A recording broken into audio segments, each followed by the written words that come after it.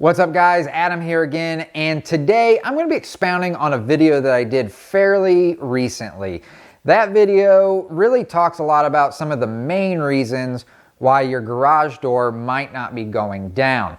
And it got quite a response. There was obviously a lot of people that are having this issue, and I got quite a few questions from people asking, I get that why the garage door is not going down. You showed all of the reasons why it might not start going down, but that's not my problem. My problem is that the garage door is going down, but it's not going down all the way. So after it stops going down, I've got this big gap underneath of the door, and it didn't used to do this, and now I can't figure out how to get that door going all the way back down again. So this video is going to show you exactly what you need to do. This happens from time to time where your opener needs to be looked at and oftentimes needs to be adjusted. So I'm going to show you exactly how to do that. So let's go ahead and jump right in. Let's go.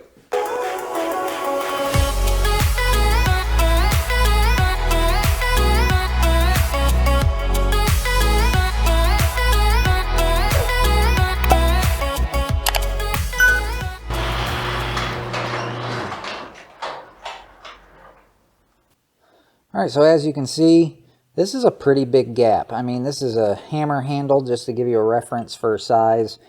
And this can obviously cause a lot of problems if this is what's happening. Now, even if the garage is coming down all the way and the seal is just barely touching the concrete, you're still going to have a lot of problems because you don't truly have a good seal. And I don't know if you could tell or not, but the motor cut off on the opener, and this actually glided down to where it's at now. So this literally does leave the door open to, in the wintertime, super cold air coming in, your garage being freezing, in the summertime it getting hot.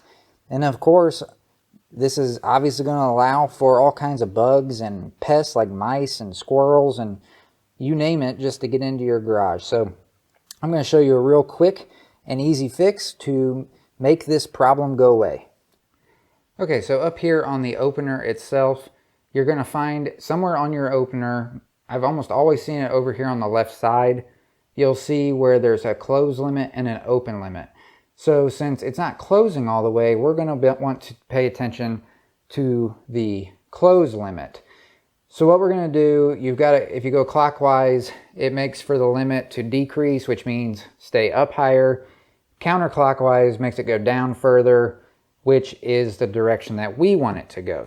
And when you're turning these adjustments, what you're doing is you're changing the gears inside of the opener itself. You're either shortening or lengthening how far it sends that door down or up, depending on what you're trying to do, before it tells the motor in the opener that it has reached its destination and it doesn't need to travel any further. So I'm going to go ahead and start turning this to the left, and it's my understanding that for every turn is approximately 2 inches of movement. So I'm going to go about 1.5 turns and see where that puts us. Okay, so it's better. It came down all the way, but I still noticed that the opener cut off too early and it glided the rest of the way down. You want your garage to come down to where it's stopping. The opener is actually stopping supplying power at the point that you actually want it to be fully closed. You don't want it to just glide down like that. So let's go adjust it a little bit more. Okay, so that was really close. So I'm just going to go ahead and make one more full turn and see if that doesn't put us right where we need to be. So it's almost right on now, but I am going to adjust it just a little bit because I still heard that opener shut off just slightly too soon. I'm just going to turn the adjustment just ever so slightly just to get it to come down the rest of the way. So I feel like I've got the garage door adjusted to the exact distance that it needs to run in order to close it all the way. And compressing that seal that's on the bottom of the garage door, you want that seal to be compressed so that it is going to be keeping out all that cold or hot air and bugs and any other pest. Something else you may really want to consider when you're doing this as well is to check the seal on the bottom of your garage door. Make sure that it's not worn out. If it's worn out, it could also be adding to the issue that you're having. This seal seems to be fairly good, but I can tell where it is starting to wear some, so I may be replacing that soon. So just another thing to look for when you're taking care of this issue.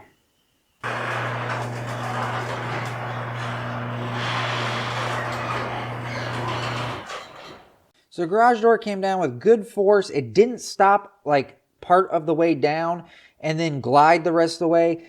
It came down all the way, and basically when it made contact with the concrete itself, that's when the opener shut off, which is exactly what you want.